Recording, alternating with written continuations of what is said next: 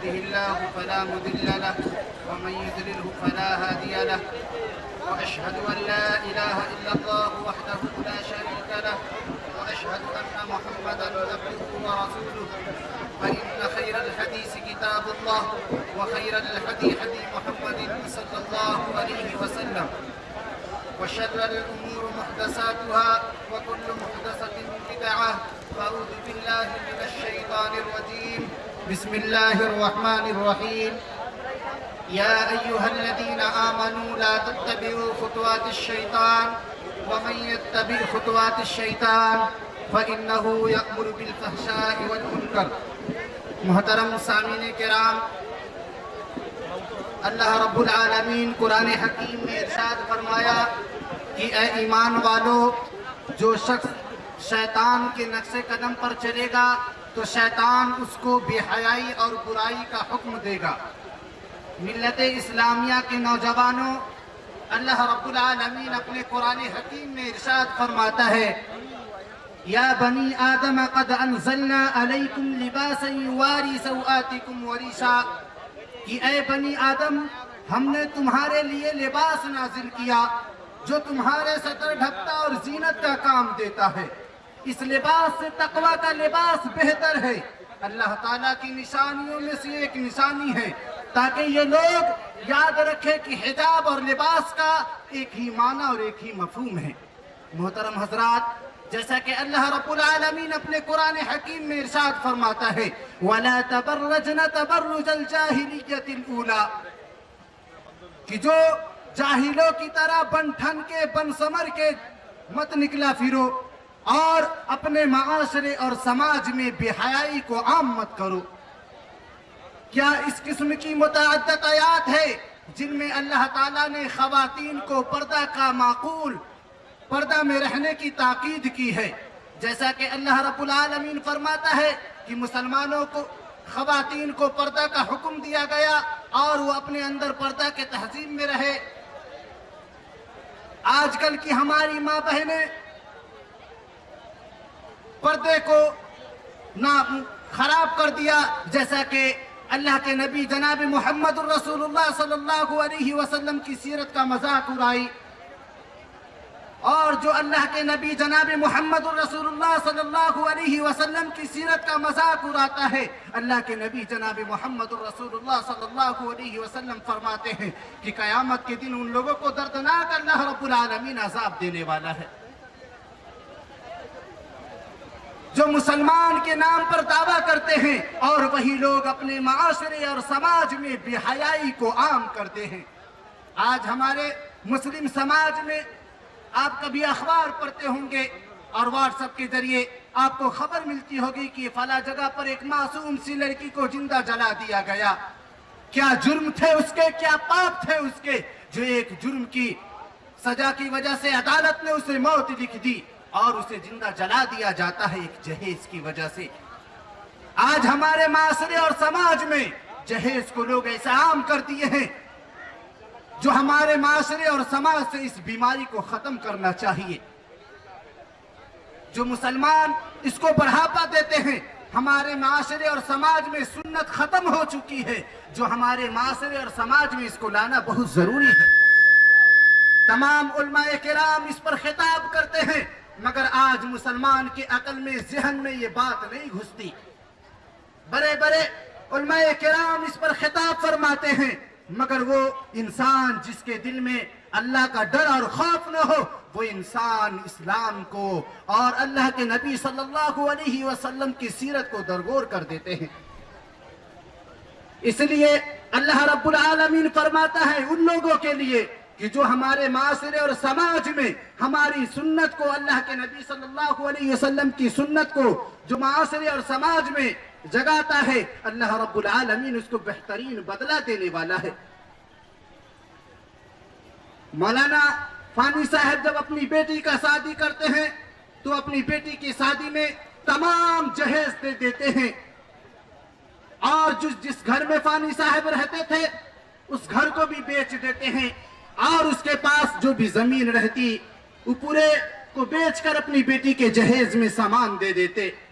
جب فانی صاحب اپنی بیٹی کو کہتے کہ بیٹی तुम तो जा रही हो, याद रखो कि जब यहां से जा रही हो तुम्हारे बाप ने जिस घर में थे उस घर को भी बेच दिया है। आज के बाद से मेरे पास चेहरा मत दिखाना और तुम जाओ वहीं अपनी जिंदगी बसर करना। जब फानी साहब को कुछ दिन के बाद कॉल आता और उसको खबर मिलती कि उस जालिम ससुराल वाले ने उसकी बेटी को जिंदा कत्ल कर दिया है, तो फानी साहब जब उस जगह पर जाकर पहुंचते हैं तो वो फानी साहब एक शेर पढ़ते हैं कि अब आया याद आराम में जा इस नामुरादी में, कफन देना भूले थे तुम्हें सामान्य शादी में, सब कुछ दे दिया था तेरे जहेज में, 2 गज कफन का टुकड़ा दे देता तो क्या फर्क पड़ता। नौजवान दोस्तों, अजीज साथियों, याद रखिए कि हमारे माशरे और समाज में कोई लंदन और अमेरिका से नहीं आएगा इस बीमारी को खत्म करने के लिए। हमारे माशरे और समाज में, अपनी कौम और मिल्लत में जितने भी नौजवान और उम्र दराज बैठे हैं, ऐसे शादी में जिस शादी में जहेज लिया जाता हो उस शादी में नहीं जाइए बारात, ऐसे शादी को तौबा कर दीजिए और ऐसे शादी में निकाह मत पढ़ाइए। जो हमारे माशरे और समाज में हर मकाम पर कहीं ना कहीं हमारी मुस्लिम माँ बहनें, मुस्लिम बहनें को जला दिया जाता है। कभी वो खुदकुशी कर लेती है, मगर खुदकुशी तो इस्लाम के अंदर हराम है, मगर कहीं ना कहीं वो मजबूरी के तहत वो कर लेती है। हमारे मुस्लिम समाज में अगर मुसलमान के अंदर ये इत्तेहाद पैदा हो जाए कि जिस शादी में जहेज लिया जाए, जिस शादी में बारात ले जाया जाए, उस शादी में हम नहीं जाएंगे। अल्हम्दुलिल्लाह, मैं अब तमाम हजरात से, जितने हजरात महफिल में बैठे हैं, अल्लाह रब्बुल आलमीन से दुआ करे कि हमारे अंदर ये तकवा, इत्तेहाद पैदा हो कि हम अपने माशरे से ऐसी बीमारी को खत्म कर सके। मैं देखना चाहता हूँ कि आज इस महफिल में इतना आदमी बैठे हैं, अल्लाह रब्बुल आलमीन मुझे जितनी सलाहियत दी बोलने की, और आप लोग इस महफिल में कितने आदमी हैं जो अपनी शादी में, आज से आने वाली जितने शादी होंगे, आप अपनी शादी में जहेज में नहीं जाएंगे। कितने आदमी हैं अल्लाह के बंदे इस महफिल में? कोई है? अल्लाहू अकबर। देखिए हमारी कौम कितनी सोई हुई है। तब तो मुसलमानों पर अल्लाह ताला फतेह देता है।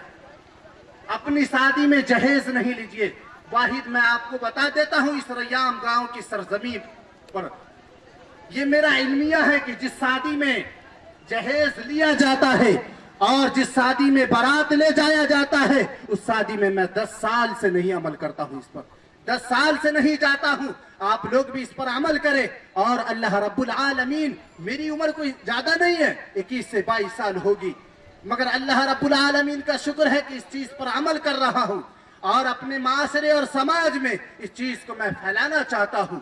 हमारे कौम और मिल्लत में, हमारे माशरे और समाज में इस बीमारी को खत्म करना है जो हमारे माशरे में बहुत तेजी से एक वायरस की तरह मुसलमानों के दिलो दिमाग में फैलता चला जा रहा है। और हमारी उन माँ बहनों से इशारा करता हूं कि जब भी आप घर से निकला करें और पर्दा का एहतमाम किया करें।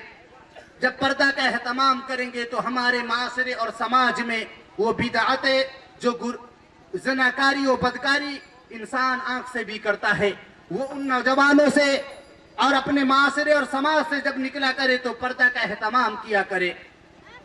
अन अबी हुरैरा रज़ियल्लाहु तआला अन्हु क़ाल क़ाल नबी सल्लल्लाहु अलैहि वसल्लम अर्रजुल यल्बसु लिब्सतल मरअति वल मरअतु तल्बसु लिब्सतर रजुल। अबू दाऊद।